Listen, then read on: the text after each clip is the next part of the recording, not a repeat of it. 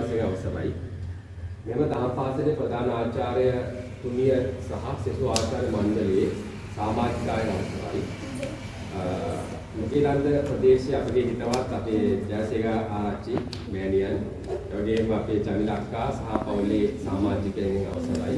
අපේ අහිත කණ්ඩායම නියෝජනය කරමින් ආපු ඒ සමන් මහත්මිය පරමාත්මය සහ චන්ද්‍රකාන්ති මහත්මිය ඇතුළු කණ්ඩායම අවසරයි.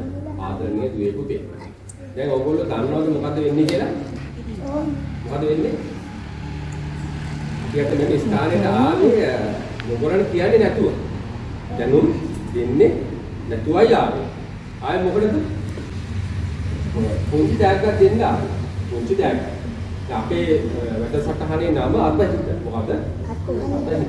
අපි ඇත්තටම අත්හිත දෙන්නේ ඉගෙන ගන්න දරුවන්ට. කාටද? ඉගෙන ගන්න දරුවන්ට තමයි අපි අත්හිත දෙන්නේ. ඒ දරුවන් අතර දහම් පාසල් අධ්‍යාපනය ලබන දරුවෝ අපේ ප්‍රමුඛ ඉලක්කය. තේරුණාද? දහම් පාසල් අධ්‍යාපනය ලබන දරුවෝ අපේ ප්‍රධාන ඉලක්කය. උදාලා අහන් ඉන්න ඕනේ. කතා කරන්න බෑ. විනාඩි 5ක් අහන් ඉන්න ඕනේ. හරි? අපේ ප්‍රධාන ඉලක්කය තමයි දහම් අධ්‍යාපනය ලබන දරුවෝ. ඇයි දැන් මේ දහම් පාසලේ මම හිතන්නේ ලියාපදිංචි වෙලා ඉන්න දරුවෝ කීයක් විතරද? ඉන්නේ ස්වාමීන් වහන්සේ කීයක් ලියාපදිංචි ගන්න? 400ක් විතර ඉන්න වෙලේ කොහොමද දන්නේ? ඔය විශාල ගාණක් ඉන්නවා. හැබැයි දහම් පාසල් එන්නේ කීයද? මේ ඇවිල්ලා අපේ පැත්තෙත් එහෙමයි. වැලියෝ ගියත් එහෙමයි. වැලි කන්ද ගියත් එහෙමයි. මේ ලංකා පුරාම සංචාරය කරනවා. පළාත් 9ම යනවා. කොහෙ ගියත් දහම් පාසල් වල ලියාපදිංචි වෙච්ච දරුවෝ 100ක් 200 300 400 ඉන්නවා. හැබැයි දෛනිකව පැමිණෙන දරුවන් සංඛ්‍යාව ඉතාම අඩුයි. තේරුණාද? ඉතාම අඩුයි. තේරුණානේ? මේක හේතු ඔයගොල්ලෝ දන්නවනේ. මොකද හේතුව? ගොඩක් විට ඉරිදා දවසේ දරුවෝ සහභාගී වෙනවා උපකාරක පන්ති වලටනේ. එහෙම නේද? නමුත් අපි කියන්නේ එහෙම නෙමෙයි. අපි කියන්නේ ඕගොල්ලෝ ඉරිදා දවසේ උදේ වරුව ඔයගොල්ලන්ගේ අධ්‍යාත්මික ගුණ වගාව වෙනුවෙන් එක් කරන්න ඕනේ. තේරුණා නේද? මොකද? සතියේ ඉරිදා දවසේ උදේ වරුව ඕගොල්ලෝ වෙන් කරන්න ඕන මොකටද? ඕගොල්ලන්ගේ අධ්‍යාත්මික ගුණ වගාව.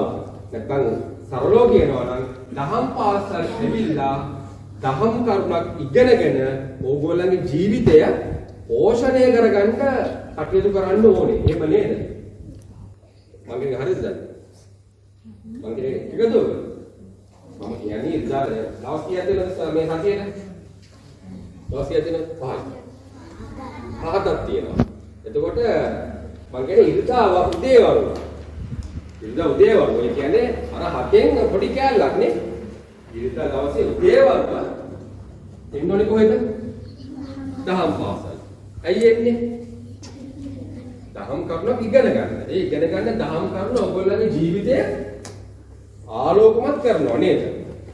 ඔයගොල්ලෝ සාර ධර්ම වලින් පිළිපුන් දරුවෙක් වෙන්න ඒක උදව් වෙනවා. එහෙම නේද? ඉතින් අන්න ඒ වෙනුවෙන් අපි ලබා දෙන පුංචි ත්‍යාගයක් තමයි මේ තියෙන්නේ. දැන් අපි කිව්වෙත් දැන් ත්‍යාගය අරන් දෙනවා කියලා නේ. නේ? දැන් ත්‍යාගය අරන් දෙනවා කිව්වා නම් අර ලියාපදිංචි වුණු 100 හරි 200 හරි 300 හරි 400 මෙතන දෙනවා නේද? එහෙම නේද? නේ අපි ත්‍යාගي මං හරිද දන්නේ? එනවා කිව්වනම් නේද ටීචර්? එනවා කිව්වනම් අපි එනවා කියලා කිව්වනම් හැමෝම එනවනේ. එහෙනම් මේක ඉඩක් නැහැ. හරිද මට? ඒක අපි කැමති නෑ ඒකට. ඒතර වංචාවක් නේ. ඒක අපි කැමති ඕගොල්ලෝ අද මෙහෙම දුන්නාට අපි ඊළඟ පාර ත්‍යාග දෙන්න පැමිණීම බලලා. හරි. තේරුණාද? අපි මේක ශනික වැඩක් නේ.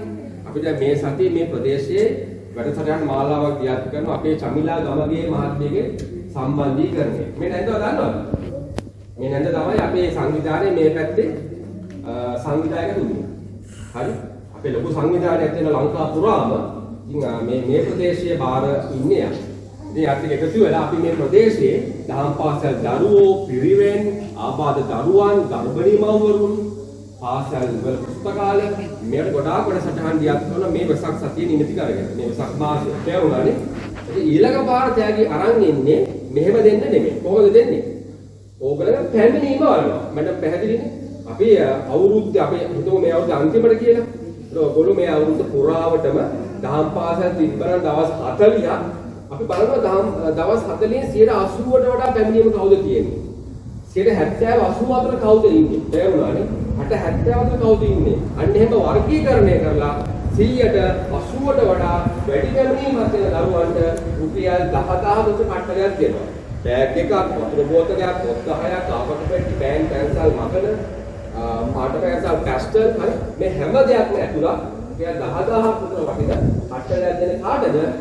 100ට 80ට වඩා වැඩි පැමිණීම දෙන දරුවන්ට පමණයි.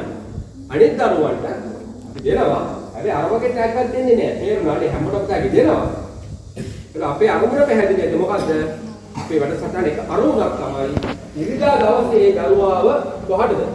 දහම් පාසලට අද්දවා ගැනීම. තේරුණා නේද? ඉරිදා දවසේ දරුවාව දහම් පාසලට අද්දවා ගැනීම අපේ ප්‍රමුඛ අරමුණක්. ඒක අපි දකිනවා සමාජයේ ලොකු සෝදාපාලුවක් නේද අපි හම්බුනේ.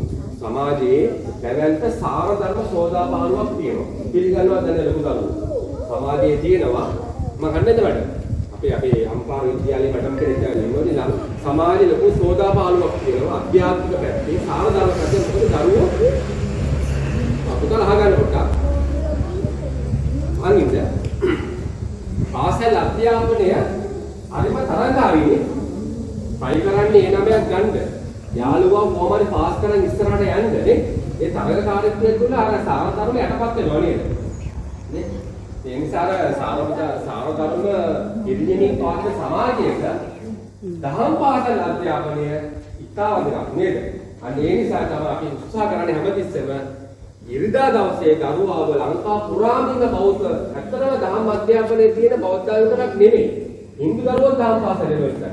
කතෝලික දරුවෝත් වෙනවා. ඉස්ලාම් දරුවෝත් වෙනවා. මොන ආගමේ දරුවෝ ආවත් ඉරිදාට ඉගෙන ගන්නේ හොඳ දෙයක් නේ.